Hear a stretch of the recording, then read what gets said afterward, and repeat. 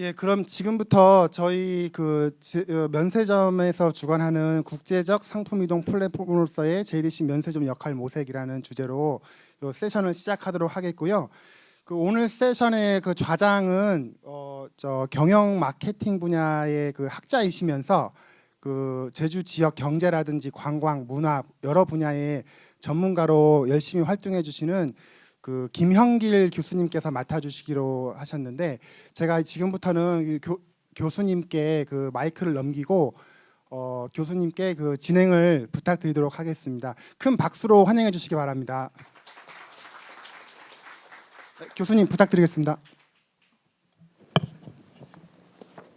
네, 국제적 상품 이동 플랫폼으로서의 JDC 면세점 역할 모색에 관한 세션 좌장을 맡은 김형길 교수입니다.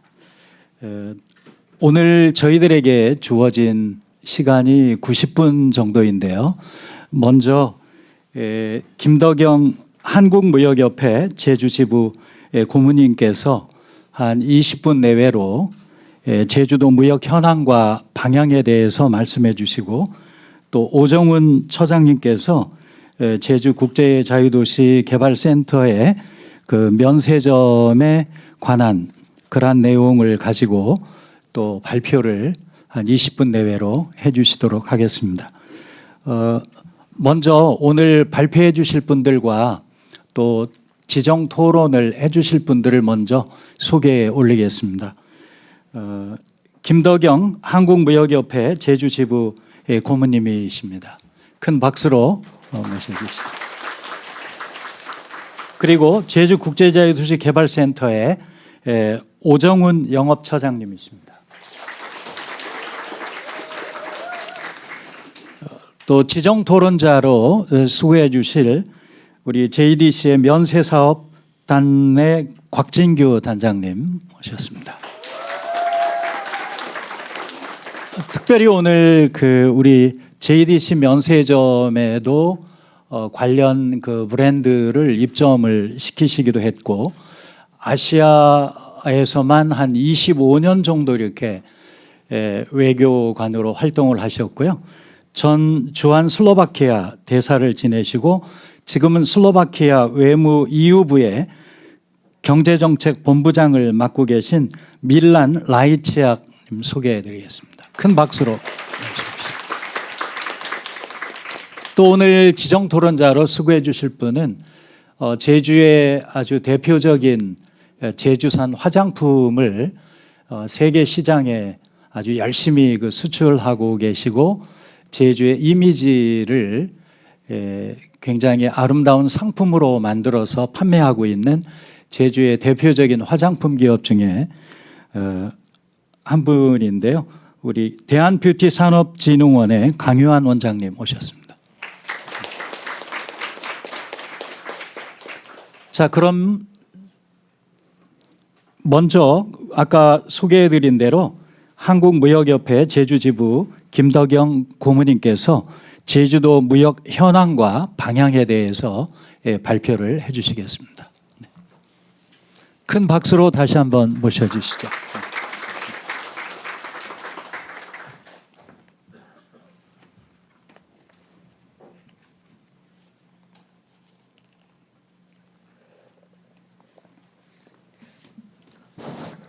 안녕하십니까. 무역협회에 근무하는 김덕영입니다. 짧은 시간이지만은 저는 현재 제주도의 무역 현황하고 그동안 한 15년 동안의 추이 이걸 한번 살펴보고, 이걸 토대로 제주도 수출이 나아갈 방향을 한번 고민해 보도록 하겠습니다.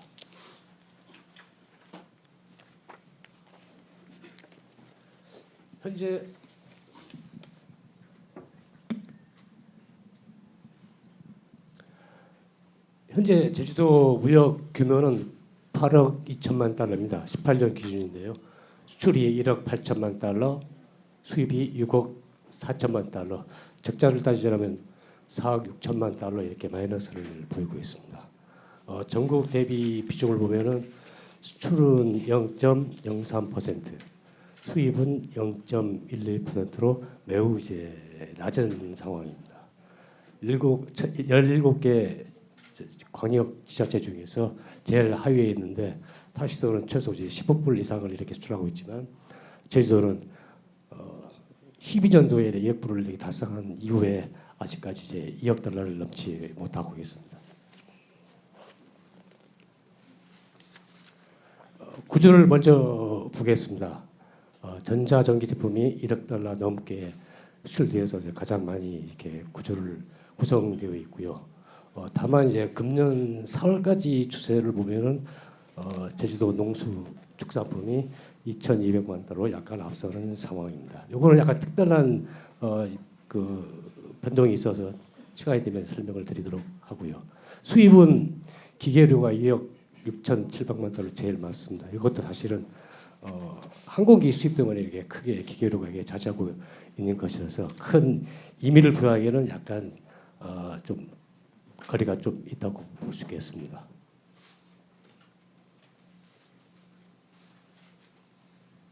품목입니다. 현재 모노리식 집적 회로 이게 뭐냐면은 핸드폰에 들어가는 회로 그 메모리 반도체 일부예요. 제주 반도체 기업이 이제 작년에 9,500만 달러를 수출해서 수출 1위 품목에 이제 나와 있습니다. 우리가 잘 알고 있는 2001년부터 제주도 수출 1위 품목이었던 넙치류는 2,200만 달러 2위로 이렇게 내려앉았죠.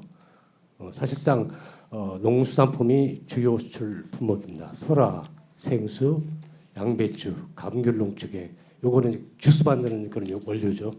백합, 감귤, 전북동 이렇게 되어 있습니다. 수입은 운송 관련 품목이 많은데 아까 말씀드린 항공기 때문에 미국에서 들여온 항공기 때문에 제주 지역 여건상 항공기가 제일 많이 되어 있고요. 사실상 수입 품목은 면세점 소비재입니다. 화장품류가 지난해 7천만 달러 되었고요. 향수, 위스키, 담배, 시계, 선글라스 이런 게 많이 들어오고 있습니다.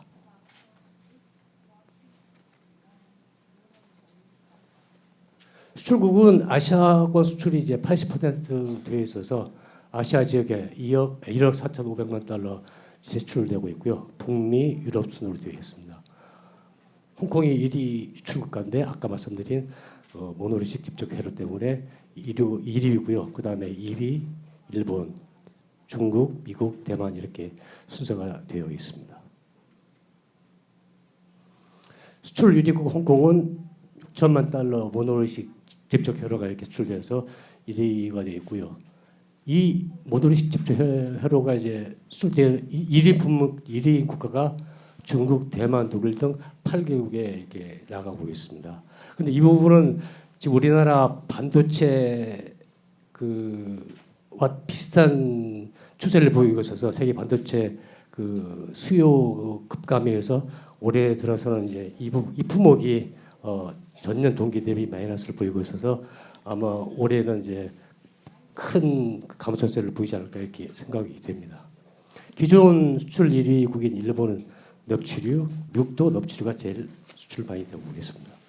작년에 제주도 측에서 이제 우리 농수산물 이렇게 수출 활성화를 해서 말레이시아의 팥죽 때문에 감귤이 어느 정도 이렇게 수출되었습니다. 수입은 역시 북미 쪽에서 3억 달러 이상 수입됐고요. 미국이 수입 1위국입니다. 그 다음에 중국, 프랑스, 일본, 영국, 이탈리아, 캐나다, 브라질까지 이렇게 되어 있습니다. 수입 1위국인 미국은 항공기가 거의 2억 달러, 제주항공입니다. 제주 아시겠지만 제주항공이 이렇게 수입하면서 이제 특수한 경우죠.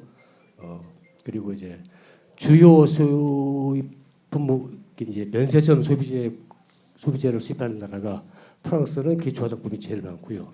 일본도 기초 화장품, 영국 위스키, 이탈리아는 원래 가방 같은 게 많이 들어왔었는데 그 전자담배가 이제 아이코스란가요? 그것 때문에 작년에 저게 많이 들어왔고요. 스위스 시계 이렇게 되어 있습니다. 그 다음에 밑에는 좀 특수한 경우인데 이 부분은 이제 약간 예외적인 부분입니다.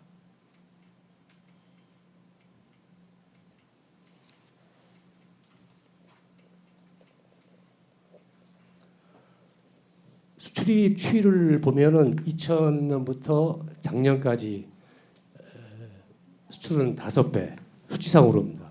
수입은 12배 성장하면서 아이러니컬하게도 굳이 적자를 따지더라면은 무역수지 적자는 35배 이렇게 크게 이제 커져 버리고 말았는데요. 2003년에 수입이 1억 달러를 넘기 시작했는데 이때부터 이제 면세점 수비제가 시작된 해이기도 합니다. 2008년에 수출과 수입이 이렇게 활성화가 되었는데 수출은 공산품이 좀 호조를 보였었고요. 그 다음에 면세점 판매용 소비재가 2008년부터 아주 급증하기 시작했습니다. 2012년에 수출이 처음 1억 달러를 이렇게 돌파했지만 반면 수입도 3억씩이나 이렇게 넘어서서 여기 무역 적자가 계속 지금 증가하고 있는 추세입니다.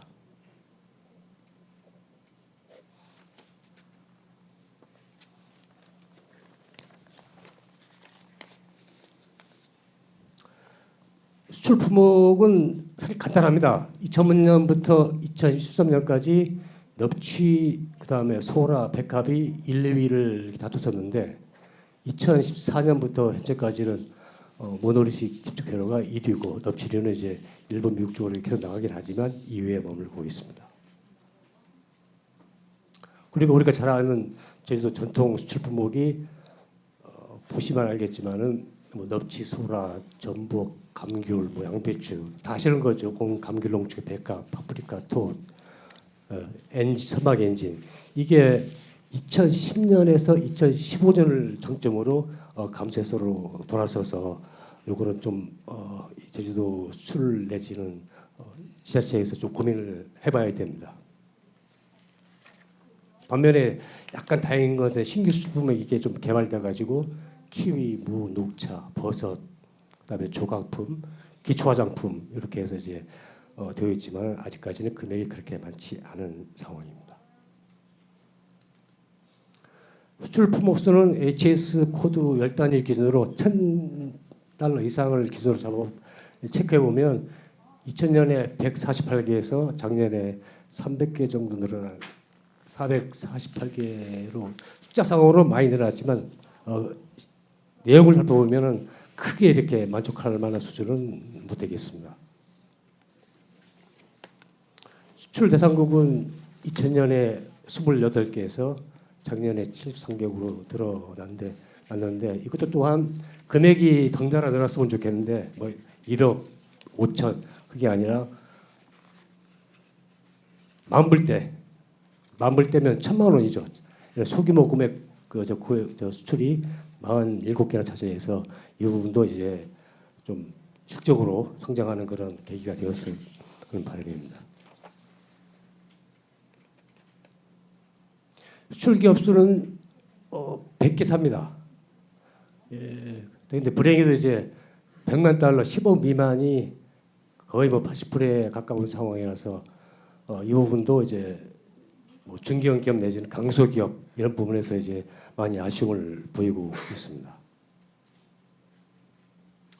수입 품목 추이는 아까 잠깐 이제 앞에서 나왔던 대로 기존에 우리 농축산 사료인 옥수수 그리고 유박, 어분 등은 뭐 나라를 바꿔가면서 지금까지 꾸준히 수입되고 있지만은 2003년부터 2018년까지 면세점 소비재인 관광객 상품용이죠. 화장품, 위스키, 향수 이런 게 수입이 제일 많습니다. 사실상 제주도는 특성상 수출 기업 규모가 작고 그리고 수출할 품목이 농수산품이기 때문에 우리가 상식적으로 알고 있는 수출용 원자를 수입해서 이렇게 수출하는 그런 구조가 사실 쉽지는 않습니다.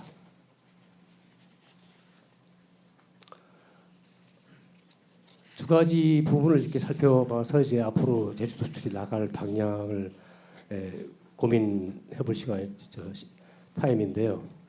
일단 요즘은 뭐 어느 지자체든 간에 수출 업무를 하고 있습니다. 과거에 수출 확대 노력은 정부, 통상산업 자원부 주도하에 이제 무역 지원 기관들이 위주로 이제 진행되어 있었는데 10년 전부터 각 시도에서도 기업 지원 차원에서 수출 업무를 이제 시작을 했죠. 중기청, 중진공, AT등도 내수유 위주에서 수출도 이렇게 병행하면서 수출 부분은 많이 이제 확대를 하고 있습니다. 제주도는 그 정부 우리나라 정부의 그 일조불 신문에 많이 나왔었는데요. 똑같은 개념인 수출 1조 원 이런 시책이 추진된 바 있습니다. 2011년에 추진되어서 2014년에 1조 원이 8억 달러 그때 달러로 이렇게 표시되어 있었는데 달성을 했습니다. 다만 이제 이 십자간에는 외국인 면세점 매출액에다가 관광객 서비스 매출 또 중사람들이 가지고 들어온 카드, 일련 카드를 포함해서 되어 있어서 중간에 좀 말이 많았었죠. 어떻든 간에 공식 주동계 1억 달러와는 차이가 많지만 수출 분위기를 조성을 했고요. 수출 기업이 또 이게 늘어났고 내수 기업도 이제 수출 지향으로 이렇게 바뀌는 그런 긍정적인 효과는 있다고 보겠습니다. 공급도 중요하거든요. 왜냐하면 바이어가 있으면 셀러가 있기 때문에 공급이 중요한데 제주도 기업이 제조 능력은 뭐 이게 외람돼 말씀인지 모르겠지만 넙치, 소라, 생수, 감귤, 백합, 양배추 등을 제외하면 사실 다른 목들은 생산 능력이 좀 미흡합니다. 이 부분도 사실은 대형 바이어한테는 공급을 못해요. 그래서 이런 부분이 여건적으로 태생적으로 이제 생산 능력, 제조 능력은 작다고 볼 수밖에 없고요. 또 농수산물은 또 특성상 내수 가격이 좋으면 수출로 안 빼버리고 계속 이렇게 내수를 하다가 내수가 안 좋으면 수출하는 이런 약간 좀 뭐 이율 배반적이랄까요 그런 특성이 있어서 이게 좀 맹점이기도 합니다. 그리고 이제 전시회 상담회 통해서 이제 수출 계약이 성사됐는데 사실은 물량 확보도 없이 이렇게 상담하고 가격하고 한 이후에 바이어가 이제 이거 좀 달라 하면 그때서야 이제 물량을 확보하는 그런 이 좀 초보적인 수준을 벗어나지 못하는 그런 부분도 있습니다.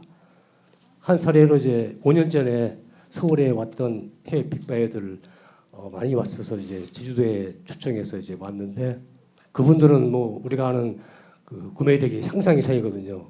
제주도라는 이미지를 갖고 왔는데 예를 들어서 제주도 기업은 10개밖에 없는데 100만 개 달러 이런 차이를 보여서 그때 실패를 했었죠. 그 이후에 이제 제주도에 온 바이어들은 그렇게 규모가 클 수가 없습니다. 왜냐하면 공급이 원하는 물건이 없기 때문에 모자라기 때문에 그런 부분이 아주 어쩌면 취약점일 수도 있겠습니다.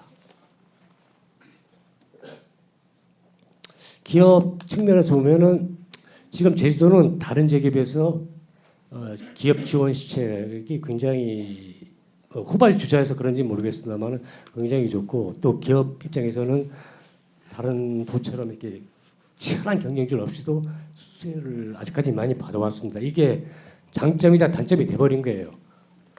그리고 이제 기업이 작다 치더라도 추세에 맞지 않은 지원을 요청하는 그런 일부 기업도 사실 있고요.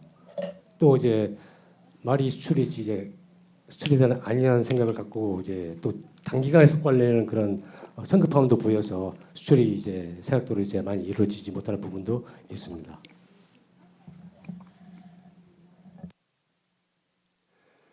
제품 이미지는 제주도에 아주 중요한 겁니다. 우리가 뭐 평소에 이제 자랑하는 제주도라는 이미지, 청정 이미지. 근데 문제는 이런 이미지를 활용을 해서 제주 브랜드로 이렇게 좀 어떻게 좀 해야 되는데 아직까지는 이 부분까지는 도달하지 못한 것 같아요. 이분들은 전문가들도 있을 텐데 그분들과 이제 잘 상의해서 제주 브랜드를 완전히 이제 가치화시키면은 뭐 기존에 눈에 보이는 상품뿐이 아니고 다른 서비스라든가 제조라는 그런 제품 자체가 이제 수출로 될 수 있거든요. 이런 부분은 서로 이제 고민을 해봐야 할 것 같습니다. 그리고 이제 제주 제품 인증, 제주 우수 제품 그리고 제주 화장품 인증 이 두 개가 있는데 과연 이게 해외 바이어들한테 먹히고 있는가? 그게 이 인증받은 게 뭐 가격 품질 좋고 해서 그냥 수박이 있다. 이거는 아닌 것 같아요. 물론 이제 우리 셀러 입장에서 품질 높이는 효과는 있는데 바이어들도 이제 상대방도 고민을 해야죠. 그래야 팔리니까. 왜냐하면 사사람은 돈 주고 사는 사람이기 때문에 저것만이 능사는 아닙니다. 그래서 이 부분도 있고 오히려 육지 기업들이 이걸 어떻게 알아가지고 와서 뭐 원료만 제주 한 30% 섞어서 이렇게 활용하는 경우도 많아요. 그래서 이것도 좀 고민해야 되겠습니다. 생수 한번 수출 이게 사례 드려볼게요. A사, B사 합쳐서 이제 전체 생수 수출의 약 74%를 차지하고 있는데 B사가 70만 불 정도 많죠. 오히려 수출국도 미국, 일본 이렇게 많습니다. 같은 3다 수준인데도 불구하고 이렇게 차이가 나는 것은 분명히 뭐 해외 마케팅이라든가 아니면 뭐 이미지라든가 아니면 상표라든가 분명히 차이가 있습니다. 뭐 업체 이름은 요즘은 비밀 정보 때문에 밝힐 수는 없지만 그런 차이가 있어서 이런 것도 사실 고민을 해야 됩니다. 신규 수출 품목을 보면 이거는 굉장히 암울합니다. 1차 상품 신규 개발은 뭐 감히 말씀드린데 사실상 굉장히 어려운 상태고요. 이 농수산물은 사실 뭐 자원이 한정돼 있잖아요. 그래서 이제 굉장히 어려운 상태고 또 기존에 수출되고 있는 상품도 이미 고령화 이 사이클이 접어 있어서 수출 동력이 이미 상실되고 있습니다. 아까 전통 수출품이 2010년에서 2015년으로 이렇게 최고치를 기록해서 이게 감소적으로 돌아섰으니까 공산품은 제주도 이제 자연 보존이라든가 개발 제한 등에서 이제 제조 시설 설립 내지는 확충이 굉장히 어렵기 때문에 요거는 사실 기대 난망입니다. 그러면 이제 수출의 틀을 한번 변화시켜 볼 필요가 있지 않냐 하는 측면에서 보면은 물론 이제 타 시도는 10억 달러 이상하고 제주도는 뭐 1억 8천이니까 그게 뭐 아쉽긴 하지만 반드시 그게 전부는 아니라고 봅니다. 그래서 우리나라 정부의 수출도 사실은 무역기초불도 액수죠, 액수. 다 액수입니다, 수치. 근데 수치가 이제 요즘은 수치가 전부가 아니고 수출력 위주에서 이제 부가가치를 창출하는 그런 부분도 이제 고민해야 될 겁니다. 제주만의 전통과 매력을 이제 갖춰가는 그것도 이제 서로 같이 고민해야 되고 요즘은 모든 기업이 개방되어 있기 때문에 모든 기업이 국제 경쟁력에 이제 맞닿아 있습니다. 그래서 수출 기업, 내수 기업 이미 전혀 구분할 필요가 없죠. 그래서 이제 쉽지는 않겠지만 수출 명품화 전략도 한번 고민을 해봐야 되겠고요.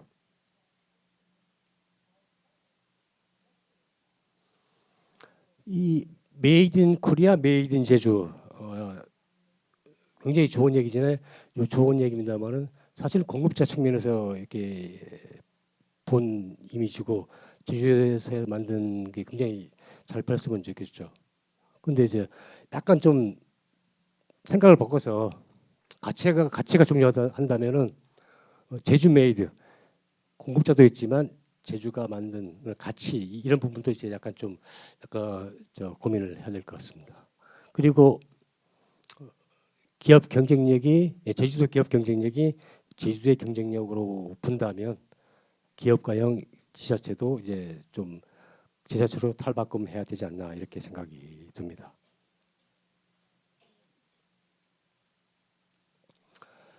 지금까지 이렇게 살펴보면은 현재 제주도의 수출 상황은 60년대 우리나라 수출과 거의 비슷합니다.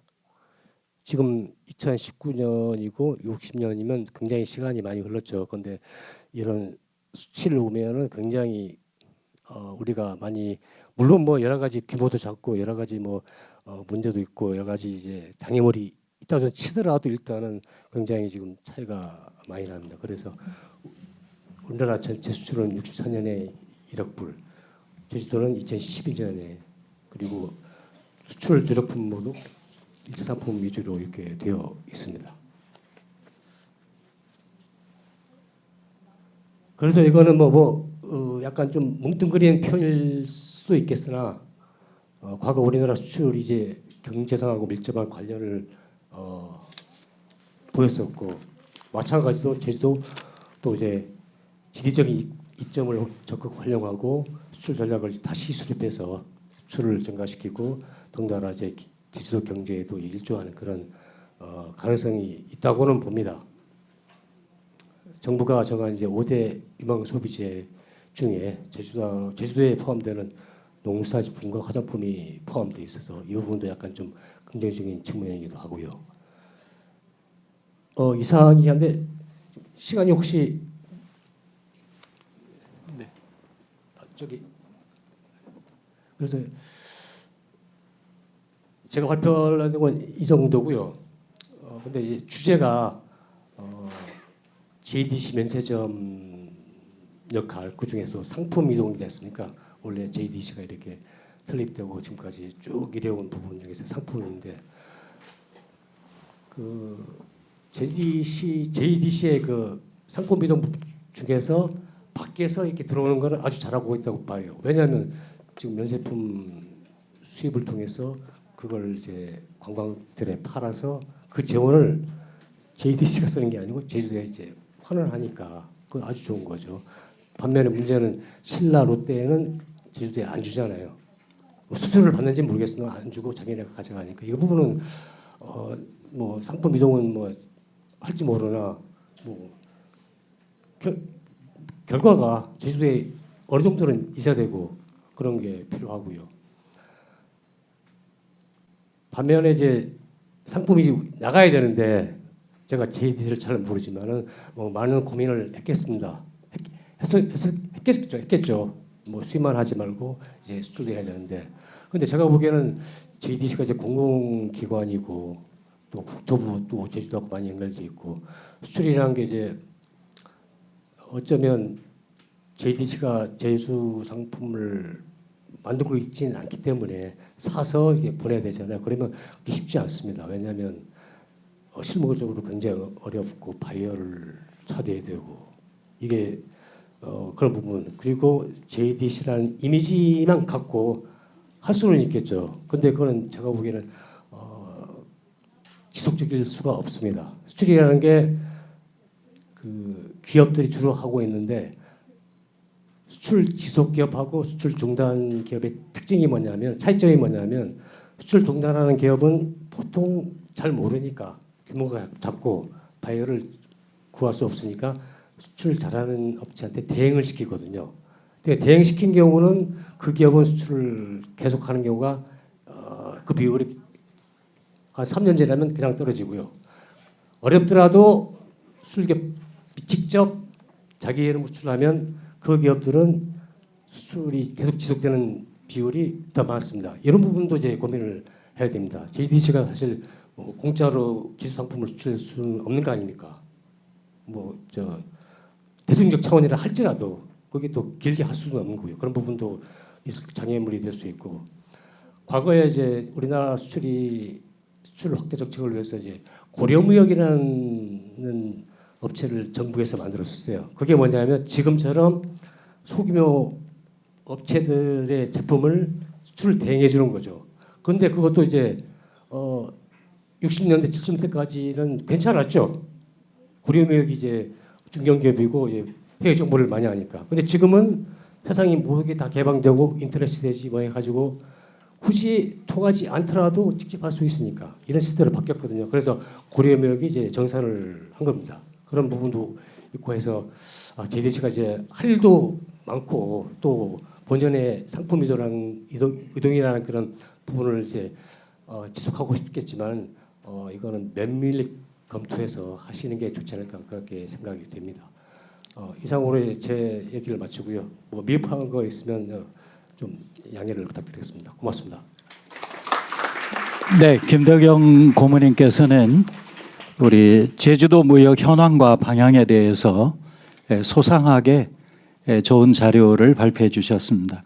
제주도 무역의 규모나 구조, 품목, 또 국가, 또 수출입의 추이와 수출 품목, 국가와 기업, 품목 추이, 무역 수지, 그리고 그러면 앞으로 수출을 어떻게 더 해야 될 거냐 하는 그러한 측면에서 수출 지원과 공급 능력, 기업 경쟁력, 품질 경쟁력, 신규 수출 품목과 수출의 틀을 좀 변할 필요가 있다라고 하면서 마무리에 우리 JDC의 특별히 면세점이 어떤 역할을 좀 하면 좋겠다라는 내용을 잠깐 언급을 해주셨습니다. 그러면 다음은 두 번째 발표자로 오정훈 JDC 영업처장님께서 발표를 해주시겠습니다. 발표 주제는 국제적 상품 이동 플랫폼으로서의 JDC 면세점 역할 모색입니다. 큰 박수로 모셔주시면 감사하겠습니다. 예, JDC 면세점 영업처장 오정훈입니다. 아까 앞에서 워낙 좋은 말씀을 많이 해주셔서 준비한 대로 저희 국제적 상품 이동 플랫폼으로서의 JDC의 역할, 출발이 굉장히 중요하다고 생각을 해서 저희 관점에서 그간에 이제 면세점이 어떻게 운영돼 왔었고 앞으로 어떤 방식으로 방향의 전환이 이루어져야 되는지에 대한 제안을 간략하게 해드리도록 하겠습니다. 그 목차는 저희 면세점의 오히려 설립 배경이 된 JDC에 대한 설명을 먼저 드리고요. 그리고 그 주요 사업 그리고 JD 면세점의 도입 배경에 대해서 다시 한번 말씀을 드리고 그간의 현황에 대해서 설명을 드리고 앞으로 이제 면세 사업의 역할 재정립의 방향에 대해서 말씀을 드리도록 하겠습니다. 그 JDC의 기관의 설립 배경은 그 중앙정부 차원에서의 제주 국제자유도시 조성을 위해서 추진을 위해서 JDC를 설립을 했습니다. 여기서 말하는 국제자유도시란 잘 아시겠습니다만 사람, 상품, 자본의 이동이 자유롭고 기업 활동의 편의가 보장되는 지역을 만들어내는 게 그 JDC의 역할이고 국제자유도시의 정의라고 말씀을 드릴 수가 있을 것 같습니다. 해서 2002년 5월에 저희 기관 그 JDC가 설립이 되었다고 말씀을 드릴 수가 있습니다. 그 JDC 설립 배경입니다. 왜 제주냐 하면 그 대한민국 섬 지역으로서 국제자유도시의 성장 잠재력을 가장 잘 보유했다라고 판단을 해서 설립이 됐다라고 생각을 합니다. 구체적으로 보게 되면 그 동아시아 주요 지역에 인접한 중심적 위치가 있고요. 그 제주가 갖고 있는 천혜의 자연 경관, 청정 환경을 가지고 있습니다. 그리고 섬이라는 특성이 이제 불리할 수도 있습니다만, 그러니까 장점으로 활용이 되게 되면 차별적으로 제도를 적용할 수 있는 그 물리적 공간을 제공할 수 있다라고 판단을 해서 추진됐다라고 판단이 됩니다. 섬이지만 또 하나는 이제 공항 항만 같은 이제 SOC가 좀 양호한 지역이다. 그래서 그 섬 지역이면서도 국제자유도시로 그 추진을 위한 그런 기반을 갖춘 지역이라고 판단을 했고 그래서 지금 JDC를 설립했다라고 말씀을 드릴 수가 있을 것 같습니다. 그 JDC의 주요 사업입니다. 조금씩 그 변화가 있었습니다만은 큰 틀에서는 4가지 방향이라고 보고요. 그래서 첨단, 관광, 교육, 의료 4가지 방향에서 JDC가 그 사업을 추진해 왔다고 말씀을 드릴 수가 있습니다. 첨단 부문에서는 뭐 첨단 과기단지를 조성을 해서 국내외 유수기업들을 제주로 이렇게 유치시키는 역할을 하고 있고요. 관광 관점에서는 그 저가형 관광 산업을 탈피를 하고자 여러 가지 사업들을 진행을 하고 있습니다. 그리고 교육 관점에서는 그 해외 유수 교육기관을 제주로 유치하면서 영어 교육 도시를 만들고 활성화시키는데 큰 노력을 하고 있다라고 말씀을 드릴 수 있습니다. 의료 관점에서는 그 종합 의료기관 설립 및 그 여러 가지 헬스케어 관련 사업들을 추진하고 있다고 말씀을 드릴 수가 있습니다. 그 전체적으로는 많은 프로젝트가 진행이 되고 있습니다만 아까 앞에서도 설명을 드렸습니다만 그 큰 4가지 방향에서 첨단, 신화, 항공우주박물관, 영어교육도시, 휴양형 주거단지, 헬스케어 타운 등 다양한 사업들을 그 추진하고 있다고 말씀을 드릴 수가 있습니다. 이번에는 그 JDC 면세점의 도입 배경에 대해서 말씀드리겠습니다. 그 앞서 말씀드린 국제자유도시 추진을 위한 그 여러 가지 프로젝트들, 다양한 프로젝트들을 추진하기 위해서는 가장 중요한 것은 그 재원입니다. 그래서 국제자유도시 조성을 위한 그 재원 마련이 가장 큰 도입 목적이라고 말씀을 드릴 수가 있고요. 그 그 면세점의 운영 방식은 좀 독특한 국내 최초로 그 도입된 내국인을 대상으로도 이제 면세 제도를 적용을 해서 제주도를 떠나는 그 내외국인들에 대해서 상품에 대한 면세 혜택을 제공함으로써 그 재원을 활용할 수 있게 제도를 만들었다라고 말씀을 드릴 수가 있습니다. 그래서 뭐 큰 틀에서 그림을 그리면 지정 면세점 영업 활동을 통해서 수익을 창출하고 이 창출된 수익을 다시 국제자유도시 조성을 위한 그 각종 프로젝트 추진에 재투자하는 구조로 진행이 되어 왔다라고 말씀을 드릴 수가 있을 것 같습니다. 저희 JDC 면세점의 현황입니다. 그 크게 운영 현황으로는 총 면세점 개수로는 공항 1개소, 항만 2개소, 그 총 3개소로 운영이 되고 있고요. 공항에서는 그 2층 출발 대합실에 운영이 되고 있고 항만에서도 제주항 2부두, 6부두에서 운영이 되고 있습니다. 그 제도, 면세점 이용 제도는 그 저희가 이제 조금 독특한 구조이기 때문에 그 전체 국가 관점에서 봤을 때는 조세 체계가 약간 흔들릴 수도 있는 내국에서 내국으로 이동하는 데에서도 면세 혜택을 제공하는 그런 혜택을 주다 보니까 중앙정부 차원에서는 약간의 제한을 두고 있습니다. 그래서 1회당 구매 한도를 600달러로 제한을 하고 있고요. 횟수 또한 6회로 제한이 되어 있습니다. 그리고 판매 품목도 15 주류 담배, 시계, 화장품, 향수 등 그러니까 15개 품목으로 좀 한정되게 운영을 하고 있습니다.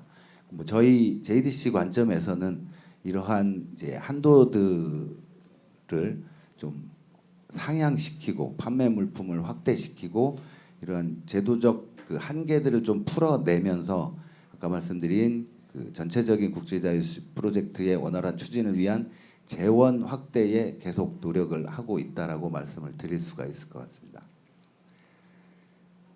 그 여기서부터 오늘의 주제인 그 관점을 좀 말씀을 드리겠습니다. 그래서 그간의 이제 저희 면세점 운영은 아까 말씀드렸듯이 그 프로젝트 추진을 위한 개발 재원을 확보한다라는 이제 아주 단순하고 명쾌한 관점에서 진행이 돼 왔습니다만 그 면세점을 좀 다른 각도에서 한번 지켜보자라는 의미로 국제적으로 이제 상품 이동과 상품의 교류 이들에 대한 촉진자로서의 역할도 있을 수 있지 않을까 해서 이제 면세점이 그런 역할을 가져가는 건 어쩔까 해서 좀 고민이 시작됐다고 말씀을 드릴 수 있습니다.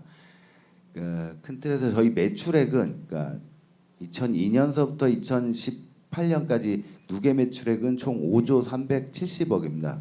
그래서 그 유럽, 아시아, 아메리카 등에서 아까 앞에서도 설명을 해주셨습니다만은 이제 소비재 상품들이 이제 수입이 되고 있고 이 중에 외산 매입 구매 금액은 매입 금액은 2조 270억 정도로 이제 운영이 되고 있습니다.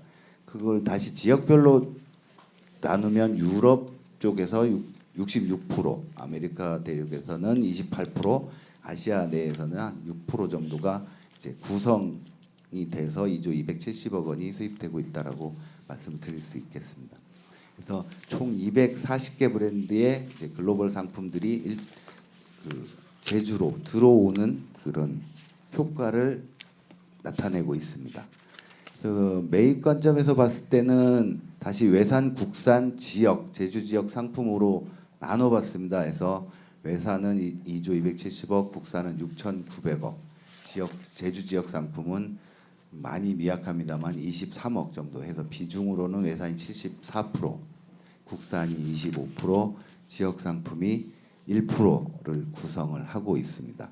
뭐 아까 말씀하신 그 지역 관점에서의 수출입 관점에서 보게 되면 면세 혜택을 가진 경쟁력을 가진 외국 유명 브랜드에 편중된 수입 구조라고 말씀을 드릴 수가 있습니다. 그래서 여기서 이제 저희가 이제 좀 나름대로 고민을 좀 하기 시작한 거고요. 면세점의 이제 기존 관점인 프로젝트 재원 확보 관점에서 조금 이제 다른 관점으로 전환을 시작해야 된다라고 생각을 하고 있는 거고, 그 그 역할의 재정립을 좀 고민하게 됐습니다. 왜냐하면 그 여러 가지 이제 저희 개발 프로젝트 진행 과정에서 제주도를 성장 견인시킨다라고 생각은 하고 있습니다만 그 과정에서 지역 도민들의 약간의 부정적인 여론도 있는 것들도 사실이고, 그리고 그 매출을 성장시키기 위해서 아까 수입 구조를 보셨습니다만은 해외 명품 수입에 좀 편중되다 보니까 지역 상품들에 대한 경쟁력 확보 차원에서의 역할은 많이 미흡했던 게 사실이라고 생각을 합니다. 그리고 큰 틀에서 저희 JDC가 국가공기업으로서 그 지역 사회의 사회적 책무를 이행하는 중요성 또한 계속 확대되고 있다라고 생각을 하고 있습니다. 이거를 이제 향후에 어떤 식으로 이제 정리를 해 나갈 것인가라고 고민을 했을 때 저희 면세점을 좀 활용을 해서 저희가 갖고 있는 그 240여 개 브랜드들의 네트워크, 뭐 현재로서는 수입 네트워크가 되겠습니다만 수입에 편중된 네트워크를 좀 면세점 관점에서 지역 관점에서 상품 이동의 플랫폼으로서 역할을 재정립할 필요가 있다라고 판단을 했고, 그래서 그 오늘 이 자리가 마련됐다라고 생각을 하고요. 그 그림으로 이렇게 표현을 하게 되면 세 가지의 축, 그러니까 지역에서 생산된 상품, 그리고 중간에 저기 플랫폼으로서의 면세점, 그리고 글로벌 유통을 어떻게 가져갈 것인지에 대해서 좀 구조화를 시키면 지역 상품에 대해서 JDC 면세점이 수익 창출을 할 수 있는 어떤 판로 지원 내지는 뭐 명품화 사업에 대해서 어떤 식의 역할이 필요하다라고 판단을 하고 있고요. 그를 통해서 이제 저희가 기존에 가진 상품 네트워크를 통해서 역으로 다시 글로벌 시장에 수출시키는 그런 구조적인 이제 지원을 할 수 있는 방안이 있지 않을까 생각해서 오늘 이 자리가 마련됐다라고 생각이 됩니다. 여기까지 이제 저희 면세점의 역할의 재정립 방향에 대해서 말씀을 드렸습니다. 감사합니다.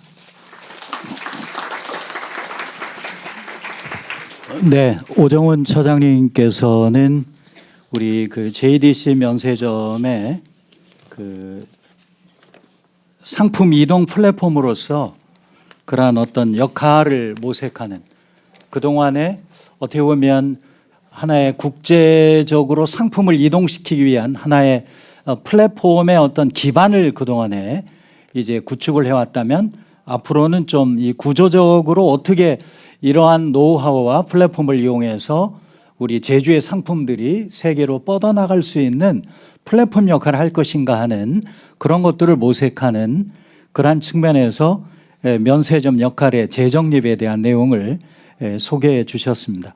아까 김덕영 고문님께서 발표하신 자료 내용 속에 우리 제주도의 수출 품목의 80%가 아시아 지역이더라고요. 그런데 유럽 지역은 한 10%뿐이 안 되는데 우리 JDC 면세점의 취급 상품이나 판매 상품의 66%가 유럽에서 오는 거더라고요. 그렇다면 물론 이제 면세점 유통의 독특한 특성들이 좀 있기는 하지만 오늘 이제 토론자로 오신 밀란 라이치약 본부장님의 그러한 이따가 토론 때 또 말씀을 해 주시겠습니다만은 이러한 많은 사례들을 우리가 좀 더 만들어가면 굉장히 좋은 하나의 플랫폼으로서의 역할을 할 수 있지 않을까 하는 그런 생각을 해봤습니다. 네, 좋은 발표해 주신 우리 오정훈 처장님께 다시 한번 큰 박수를 부탁드리겠습니다. 이제 다음은 지정 토론자로 이제 세 분의 지정 토론자를 모시겠는데요. 먼저 지정 토론을 해주실 세 분을 먼저 소개해 드리겠습니다. 곽진규 JDC 면세사업단장님이십니다. 큰 박수로 모셔주시죠. 두 번째 지정 토론자는 전 주한 슬로바키아 대사하시면서 슬로바키아 외무이유부 경제정책본부장님이신 밀란 라이치앙님 소개해 드리겠습니다. 그리고 대한뷰티산업진흥원의 강유한 원장님 한 번 더 소개해 드리겠습니다. 첫 번째 토론자로 우리 곽진규 단장님께 마지막 하면 좋겠네요. 그러면 우리 강유한 원장님께서 먼저 기업의 입장에서 지금 현재 JDC 면세점에 입점해 계시고요. 특별히 지역 상품의 그 판매액이 누적액이 그동안에 물론 전체 JDC 면세점 매출액이 한 1% 정도뿐이 안 되지만 한 23억 정도의 그러한 이제 누적액이 지금까지 JDC 내국인 면세점을 통해 우리 지역의 상품들이 판매가 됐는데요. 그 중에 이제 가장 앞장서서 달려가고 있는 우리 대한뷰티산업진흥원의 강유한 원장님의 토론을 듣도록 하겠습니다. 대한뷰티산업진흥원의 강유한입니다. 저는 이제 제주도 화장품 수출 기업 관점에서 바라본 제주 상품 수출 플랫폼으로서 JDC 면세점에 대한 그 가치를 조금 고민을 해봤습니다. 저희 대한뷰티산업진흥원 같은 경우에는 2014년 11월에 제주도로 기업 이전을 해왔습니다. 제주도로 제가 오게 된 이유 중에 가장 큰 이유는 글로벌 진출을 위한 소기업으로서 글로벌 진출을 위한 그리고 천연 화장품을 가지고 하기 위해서 그래서 그런 최적의 조건이 제주도가 가지고 있다라고 생각을 했기 때문에 제주도로 기업 이전을 했고요. 지금 현재로서는 제주 육상 허브를 소재로 하는 제주온 브랜드와 그다음에 제주 해양 생물을 소재로 한 하이온 브랜드 두 브랜드가 있습니다. 지금 이제 6년 차인데요. 그 한 5년 동안은 이 대외 해외 경쟁력을 갖기 위한 천연 기업부설 연구소, 그다음 천연물 연구소가 지금 이제 자리가 한 시스템이 한 80% 정도 지금 잡혀 있고요. 그리고 이제 재작년에 이제 뭐 유럽이나 이런 특히나 유럽에 수출을 하기 위해서는 유럽 인증을 반드시 받아야 됩니다. 그래서 그 규격 때문에 이제 CPMP를 받기 위해서 ISO 22716 이제 GMP 공장을 세웠고요. 그리고 특히나 이제 작년 하반기부터는 전 세계 시장이 지금은 이제 오프라인이 아니라 소셜 쪽으로 굉장히 온라인 쪽으로 시장이 급성장을 하고 있기 때문에 글로벌 디자인 콘텐츠 개발팀을 지금 작년 하반기부터 전략적으로 해서 지금 움직이고 있습니다. 특히나 중국 화장품 시장의 이제 다변화가 가장 큰데요.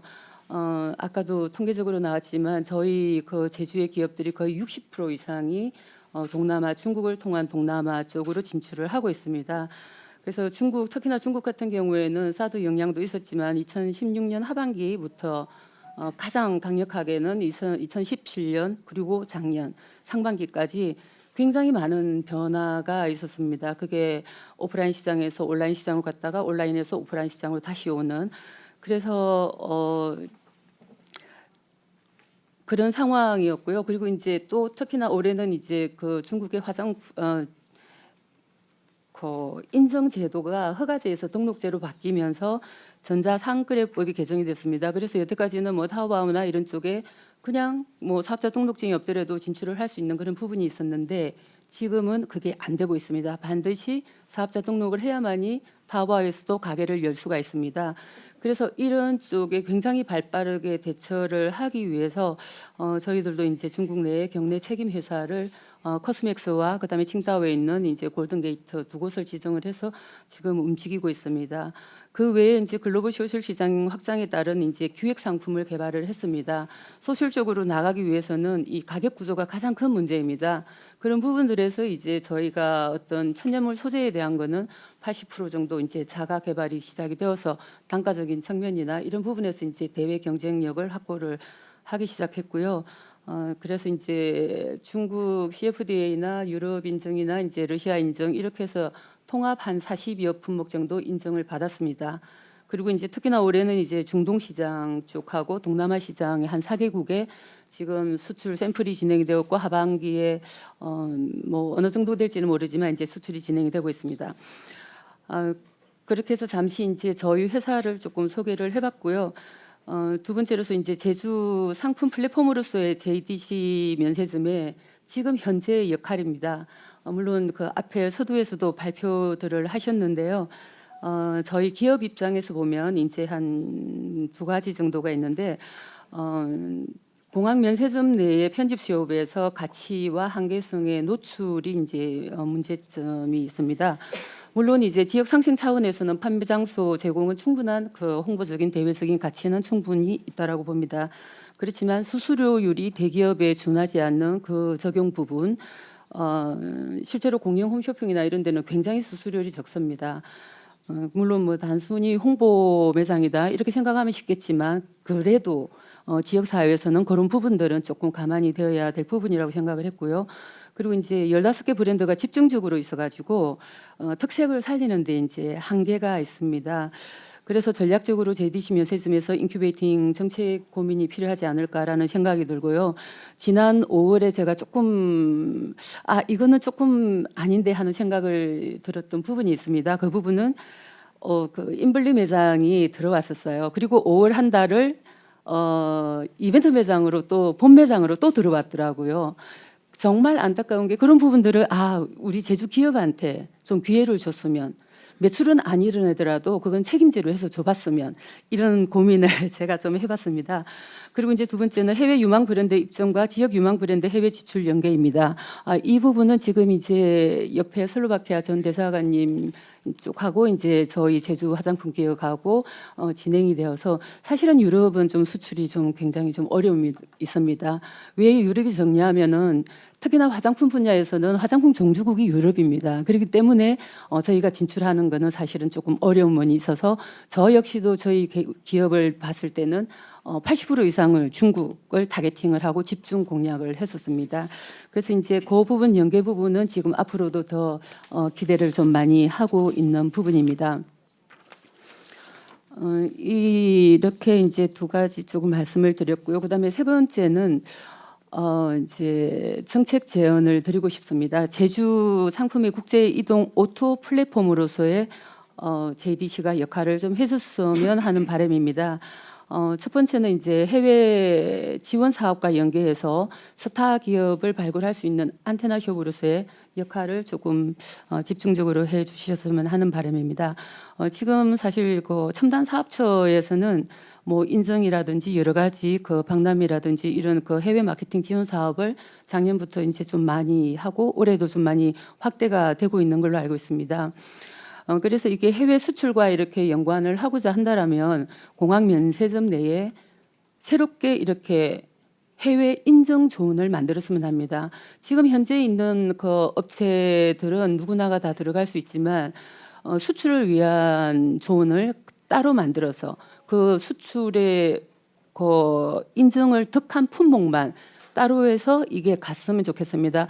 사실은 바이어들이 오면서 서울을 거쳐서 제주도로 들어오기 때문에 대부분이 내국인 면세점을 경유를 하게 됩니다. 그래서 무엇보다도 소비자에게도 홍보도 되고 바이어들도 그쪽에서 인증존이 있으면 이 부분은 우리가 지금 바로 수입을 해도 되겠구나, 수출할 준비가 되어 있구나, 이런 부분들이 굉장히 좀 많은 홍보적인 역할을 할 수가 있고 수출과 연계가 되지 않을까 싶은 생각입니다. 그리고 이제 또 하나는 이제 그 지금 그 JDC에서 블루밴드라는 그 공동 브랜드를 만들어 놨습니다. 그래서 이 공동 브랜드가 있기 때문에 사실은 중국의 면세점뿐만 아니라 중국의 오프라인 매장에 저희가 작년에 그 후난승의 뿌뿌가오라는 굉장히 우리나라 인마트 그룹 수준 정도 됩니다. 그쪽에 저희가 마스크류만 입점이 됐습니다. 다이렉트로 많지는 않지만 몇 천만 원 안 됐지만 직수출을 했습니다. 그래서 굉장히 조건들도 좋았고, 근데 중국에서도 로컬 그 매장들에서 굉장히 이렇게 수입품에 대한 이런 조그마한 조언을 만들고 있습니다. 그래서 그런 부분들이 우리 제주주 JDC에서 인큐베이팅된 블루밴드의 하나의 어떤 그런 브랜드를 가지고 진출을 해서 마케팅을 하는 것도 이거는 중국이나 동남아 시장에 충분한 경쟁력이 있다라고 생각을 합니다. 그래서 제주 우수 제품들에 대한 그리고 또 홍콩입니다. 사실은 이제 중국을 공략을 저는 하고 나니까 동남아를 교두보를 하기 위한 홍콩이 굉장히 중요하다는 생각을 하고 있습니다. 그래서 홍콩에 신라 면세점은 들어가 있더라고요. 그래서 어떤 면세점끼리의 어떤 유대라든지 그런 부분이 있다라고 하면 제주 상품의 어떤 편집숍이나 이런 부분들을 조금 활용할 수 있는 그런 부분이 있지 않을까라고 생각을 되고요. 그리고 특히나 이제 이런 부분들은 그 홍콩 무역 발전국이 그저께도 제주에서 행사를 했습니다. 저도 다녀왔는데 물론 여기에 포럼에도 참가를 하셨습니다. 한국 지부장님 그 벤자민 야오 분께서. 그래서 이제 굉장히 우리 제주에 관심이 많고 하기 때문에 어떤 홍콩을 아시아의 어떤 그 중국 동남아 시장의 교두보로 할 수 있는 그런 어떤 플랫폼을 JDC 측에서 조금 마련해 줄 수 있는 그런 고민을 해봤으면 합니다. 그리고 이제 두 번째가 해외 지원 사업과 연계해서 온라인 플랫폼을 구축을 했으면 하는 바람입니다. 사실은 이건 오프라인과 온오프가 이렇게 같이 연계되는 부분이지만 온라인 같은 경우에 특히나 요즘은 뭐 1인 미디어 이렇게 해서 굉장히 많은 홍보나 이런 부분들을 이제 막강하게 지금 되고 있는 상황입니다. 그래서 이런 부분들이 만약에 플랫폼 구축이 돼서 어떤 제주의 화장품뿐만 아니라 그런 어떤 특화된 상품들이 갈 수 있다라면 JDC와 중국 티몰에 협약을 해서 입점이 될 수 있는 브랜드관이 입점이 되고 칭동과 입점이 되고 그리고 동남아에서도 어떤 라인이나 이런 부분에서 우리 JDC에서 주관하는 제주도 상품들의 어떤 브랜드관이 온라인에서도 갈 수 있는 이렇게 된다라고 하면은 굉장히 경쟁력도 있고 어떤 제주도 JDC 면세점이 어떤 지역에 있으면서 굉장히 큰 어떤 공익 사업을 할 수 있는 그런 부분이 아닐까라는 생각을 합니다. 그리고 이제 하나는 마지막인데요. 이제 이거는 한국에서는 아직 시도가 되지 않고 있고 한국에서 누군가가 어디에서 시작을 한다라고 하면 제주도가 가장 먼저 시작을 해야 되는 그런 부분이라고 생각을 합니다. 지금 사실 그 지구 환경에 대한 고민들이 굉장히 많습니다. 해양 쓰레기가 이제 재활용 홍보 채널로서의 우리 JDC가 제주도에서도 JDC가 공익 활동을 할 수 있는 그런 어떤 고민을 해볼 필요가 있다라고 생각합니다. 최근에 사실은 이 플라스틱류들이 소분화가 되어서 어떤 그 해양 생물들이 그걸 먹잇감으로 잘못 먹고 이렇게 굉장히 죽고 하는 이런 최근에 그런 다큐들이 굉장히 많이 나오고 있습니다. 불과 한두 달 전에도 추자도에서도 한 100톤 넘게 해양 쓰레기를 수거를 한 거를 뉴스에서 봤습니다. 그래서 이제 이런 부분들에 있어서는 정말 책임 있는 소비와 생산이 반드시 필요하다는 생각을 하고 있고요. 그래서 저희 기업에서도 지금 고민을 저희 그 브랜드 생산을 하면서 그 용기에 대한 부분에서 있던 재활용 쓰레기 플라스틱을 용기를 만들 때 이제 넣어서 활용을 할 수 있는 그런 고민을 하고 있습니다. 이거는 사실은 제가 유럽에서 몇 번 갔을 때 유럽에는 이미 시작을 하고 있고요. 그래서 추후에는 이게 한 25%에서 30% 정도의 어떤 그 재활용 그 플라스틱을 사용한 용기에 대해서는 어떤 특별 가점을 주고 그리고 어떤 그 책임 있는 소비와 생산에서 어떤 그런 마케팅을 할 수가 있고 그런 부분들에서 굉장히 의미 있는 일인 것 같습니다. 그래서 이렇게 해서 이제 유럽연합은 2021년부터 사실은 일회용 플라스틱에 대한 거는 완전 금지 법안이 지금 통과가 된 걸로 알고 있고요. 이렇게 해서 어떤 그 플라스틱에 대한 업사이클링이 되어서 이미 이제 뭐 브랜드에서도 러시나 이런 브랜드에서는 시작을 했습니다. 그래서 저희도 지금 제주에서 가장 먼저 한번 시도를 해보고자 여러 곳을 지금 찾고 있고요.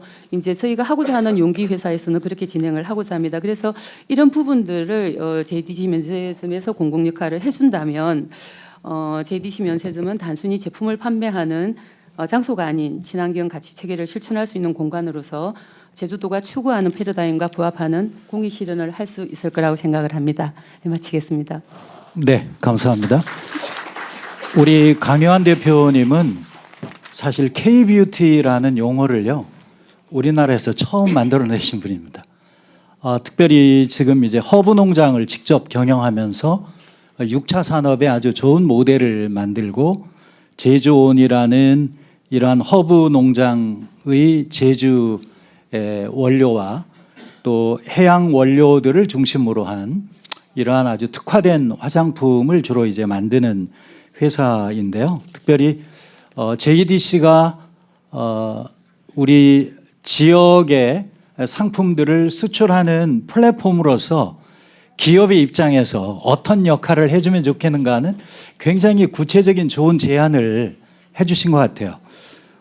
특별히 해외 인증존을 마련해 달라는 것이나 특별히 이제 JDC가 만든 공동 브랜드에 블루밴드와 좀 이걸 연계해서 공항 면세점 내에 개설하고 저는 이제 이거에 더 확산을 시켜가지고 기업에 괜찮은 어떤 스타 기업들과 연계해서 JDC가 함께 공동 브랜드를 만들고 그 제품들을 JDC와 함께 수출을 해간다면 JDC의 그 네트워크를 통해서 이 JDC의 수익을 특별히 내국인 면세점의 수익이 단순하게 국내에 있는 그러한 이제 관광객들을 통한 그러한 수입 이외에 또 다른 어떤 수입원으로서의 의미도 있지 않을까 하는 생각이 들고요. 거기다가 온라인 플랫폼을 구축을 한다면 개별 기업이 가는 것보다 JDC라는 공기업의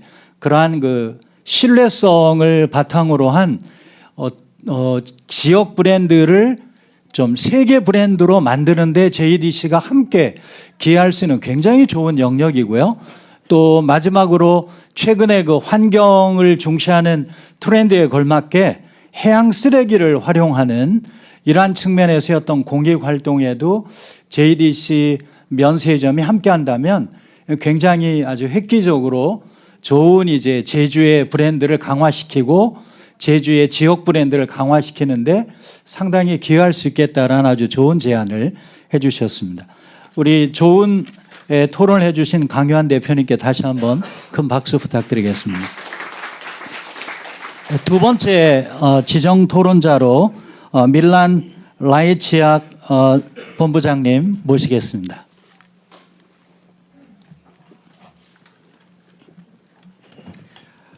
Thank you very much, 안녕하세요 to everybody.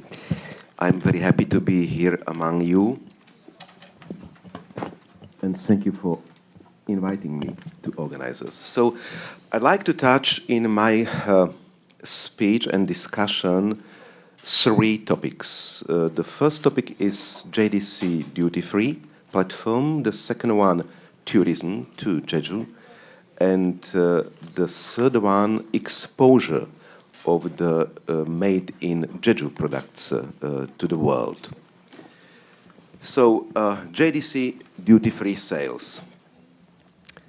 I was surprised by the number of tourists coming to Jeju every year. There are around 10 million travelers every year coming to Jeju. It means around 900,000 per month, per day, 30,000, extremely huge purchase power. When we look at the composition of the travelers, we see that mostly it is domestic product. Mostly Koreans are traveling from other cities of Korea to Jeju. Around 10% belongs to the foreign travelers, mostly Chinese, but the composition is changing. But when we look at these travelers from the point of view of generations, we see that the share of the young generation, so-called millennial generation, they were born in 80s, 90s, and now they are at the adult age, is growing. And the perception, lifestyle, behavior of this the generation is very different from my generation and from middle generation. My generation and middle generation, we used to grow in the different environment and we used thinking differently. And also our habits were different. We used to stick to some very favorite products and we were buying these products for a long time. But the new generation, millennial generation, is the generation with the very shallow thinking. We call it instant generation. You call it pali-pali generation.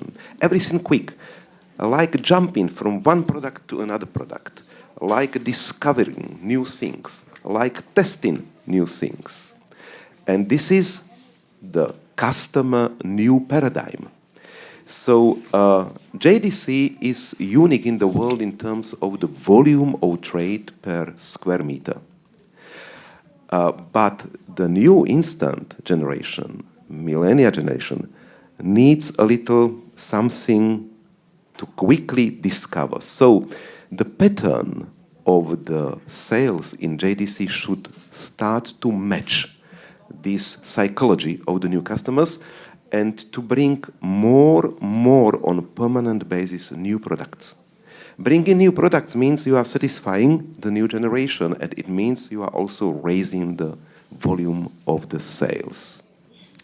This is the first thing. The second thing is that marketing policy should be also very well overworked when selling the products on JDC platform.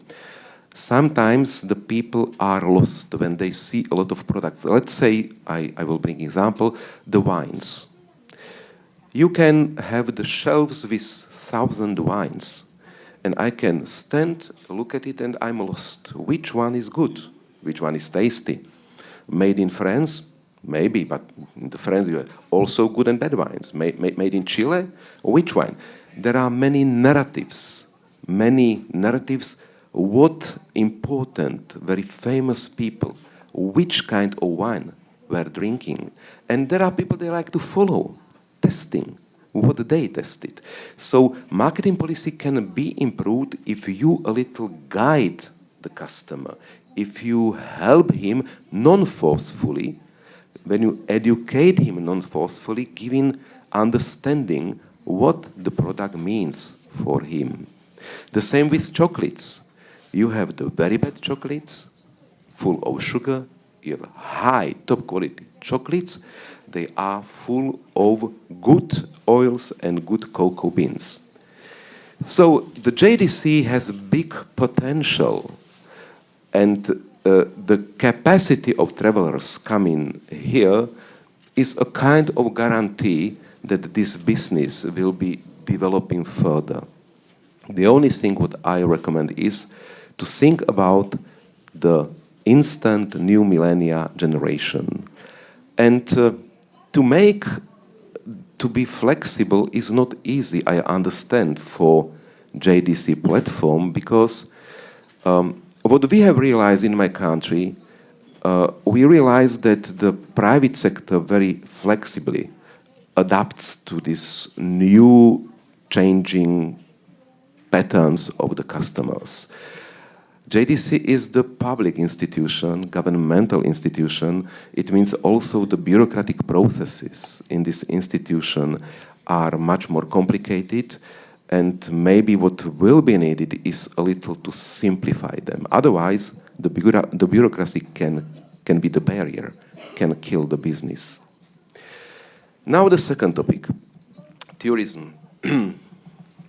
I already mentioned that I was surprised by the number of travelers here. And when I look at now the composition of travelers to Jeju, I see that very little European tourists are coming here to Jeju.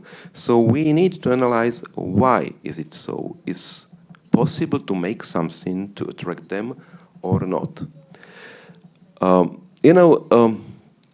The European travelers are different than Asian tourists. We don't like to be organized, and we don't like to go outside in groups. We like to program individual, to have individual programs, to project it. We like to come to hire the car, then to go and looking for the cheaper accommodation, not 5-star hotels. When you look at Jeju and Korea, we should acknowledge that the general knowledge of English is quite low. That not so much people speak English as it would be needed for supporting the tourism.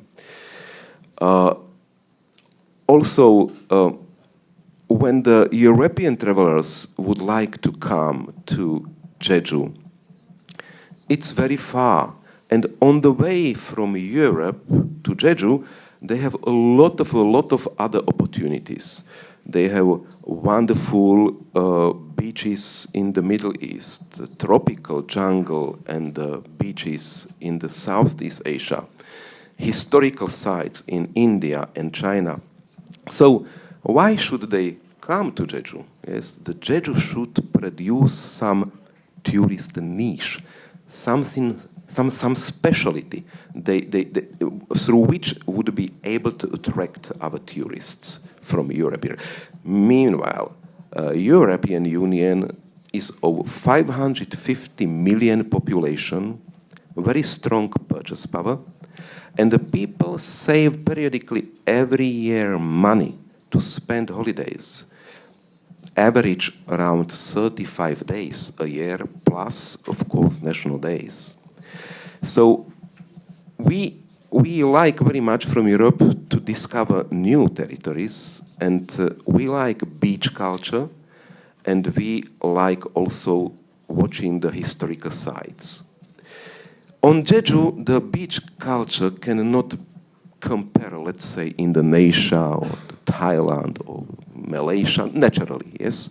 There are very different sceneries, nature sceneries there. Also, very high quality of services are there, and also the general knowledge of English is very high there. So what to do to attract tourists here to Jeju? And there are some ways we can go to. I think that the first way is that the Jeju must improve the tourist advertising in Europe to contact directly several well-established European tourist companies and to propose them to incorporate Jeju into the package of the Asian tourist destination. Not as the main, but as one of the possibilities. You should think about the direct flights, very, very important direct flights. So there are direct flights from Jeju to several Asian countries, and exactly you should target the European travelers. They are liking going there, also to drop here for 2-3 days to have a look how it looks like. It will bring immense impact in the awareness of our people. Second thing is that there is growing number of the young generation devoted to sport. Cycling in Europe is becoming extremely popular. People like to go to other countries to cycle through rocks, through beaches, through jungles, through mountains. Everything you have here, fantastic nature, but you don't have cycling tracks. It means that it is not low-hanging fruit easily to catch up. It is the middle-hanging fruit. You should a little do more efforts. But making and changing this infrastructure can bring you a lot of devoted tourists. Look at Seoul. I was in Seoul for 4.5 years. There is no space to cycle in there. There are devoted cyclists in Seoul. If you think how to make a deal with Asiana Airlines or Korean Airlines to support that the devoted cycles can bring also their own bicycles, it would be the good idea. You can get a lot of support maybe from these two airlines. Third thing, among these 10% foreigners that are coming to Jeju, I think the Chinese is the biggest group. It's a little changing, the Filipinos and others coming, but the Chinese. I witnessed on my eyes that the Chinese come to Korea, mostly to Seoul, because of 2 reasons. Shopping, tourism, shopping high quality of products because a lot of faked products in China. And the second thing is some kind of the beautification industry. I'm very much sure that if Jeju would be able to build a kind of the Myeongdong area in Seoul, full of boutiques and good wining and dining, and if the air ticket price would be not so different from the air ticket price to Seoul, I'm sure that you could get here much more travelers from the whole Asia. Then you have here wonderful conditions for horse farming. That if you create and invest into this area of tourism, because there are horse riding tourists, you can bring another group, very interesting group of the devoted travelers. But for this, it's necessary to bring a little more experience from abroad.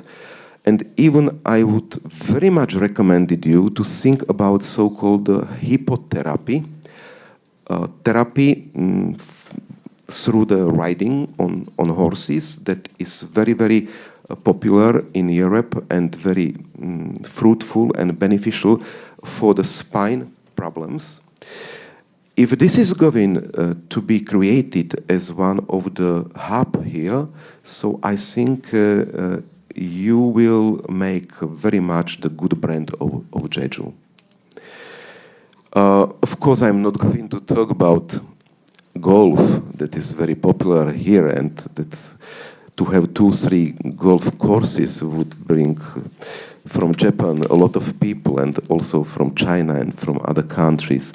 But the niche that you need to distinguish yourself from other countries on the way from Europe to Korea is exactly finding something that other countries cannot provide. And this is maybe the way of thinking to change the tourist infrastructure in Jeju to make a progress. The third thing, exposure, JDC exposure to the world, and of course also the Jeju products. One of the way I think the Jeju products could be promoted abroad is if JDC would acquire for the managing duty-free sales on the airport in other country. Through this channel, it's possible to incorporate into the portfolio of the goods of the duty-free sale also Jeju products. And through travelers, of course, Jeju products will be more well-known in the world. Then you have already network of Korean companies abroad. In my country, you have over 100 Korean companies with a lot of investments led by... My time ran out, okay. So you have KOTRA, a governmental agency that can help you of making business connections. You have Zindux company, here is sitting Mr. Hyun, the chairman of this company, with the wonderful business network in the West Balkans and East Europe. So you can go through these channels. And the last one, because my time expired, is that between Slovakia and between Korea, we can start to, not Korea, between Jeju and Slovakia, we can start to do the business with the cosmetics. We can start do business with breeding and farming, horse farming and horse tourism. We have a lot of experience with this. And I like to tell you one interesting last moment. Jeju has wonderful weather conditions for planting one interesting tree. The name is Leka tree. The Professor Choi from Dankook University is the leader in anti-cancer pharmacy, now testing this pharmacy in Slovakia. And this pharmacy is extracted from the Leka tree. This will be the pharmacy industry.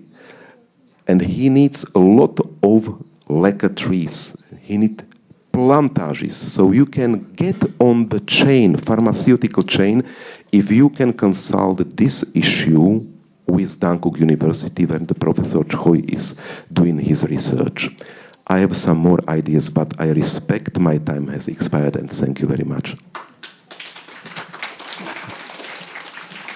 네, 밀란 라이치학 대사님, 전 대사님, 예, 아주 굉장히 좋은 아이디어들을 많이 주셨는데 시간이 좀 제약이 돼서 특별히 JDC가 앞으로 어떻게 영업을 해야 되겠냐, 그리고 또 제주의 그 유럽 관광객이 유럽이 5억 5천이나 되는데 실질적으로 유럽 관광객이 별로 없는데 어떻게 끌어들일까, 그리고 제주의 그 상품들을 JDC 면세점을 통해서 어떻게 세계화할까 하는데, 아마 그 JDC에서 해외 공항의 면세점을 확보하는 게 제도적으로 이게 가능한지는 또 우리 처장님이 코멘트를 좀 마무리하시면서 해주면 좋겠습니다.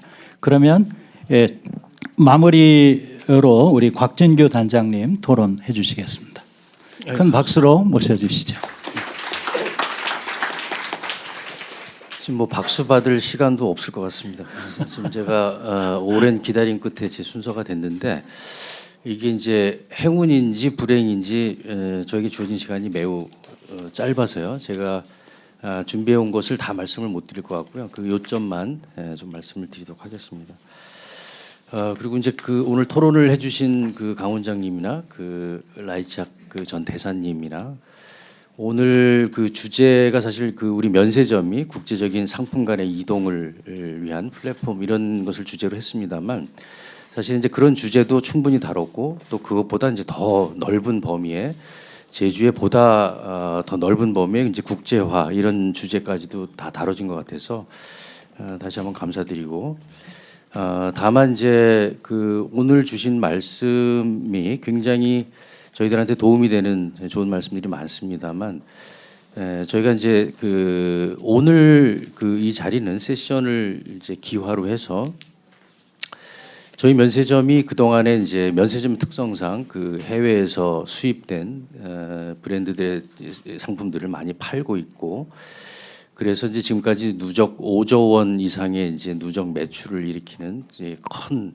규모가 큰 매장으로 성장을 했습니다만, 사실은 저희가 이제 그 동안에 그 의식하지 못했을 뿐이지 이미 우리 면세점이 하나의 플랫폼으로서 국제적인 상품의 활발한 이동의 어떤 매개 역할로서 또 플랫폼의 역할로서 해 왔었다라는 것을 새삼스럽게 저희가 리뷰하고 재발견을 하는 이제 그런 의미에서 오늘 이 자리는 그래서 그런 의미에서 이제 저희가 이제 그런 역할과 기능에 대해서도 저희가 다시 이제 재정립하고 JDC 면세점 역할에 대한 확장성에 대해서도 논의를 해보자, 또 그렇게 시작을 해보자라고 하는 어떤 의미에서 이제 선언 또는 선포식 같은 이제 그런 개념이라고 생각하시면 됩니다. 그래서 이제 그런 다른 시각에서의 다른 포인트에서의 우리 면세점의 역할에 대해서 이제 한번 고민을 해보자, 또 그렇게 한번 실질적인 효과와 결과를 만들 수 있도록 해보자라는 시작점이자 출발점이라는 의미도 있을 수 있습니다. 그래서 아까 이제 강 원장님께서 여러 가지 좋은 말씀을 많이 주셨는데,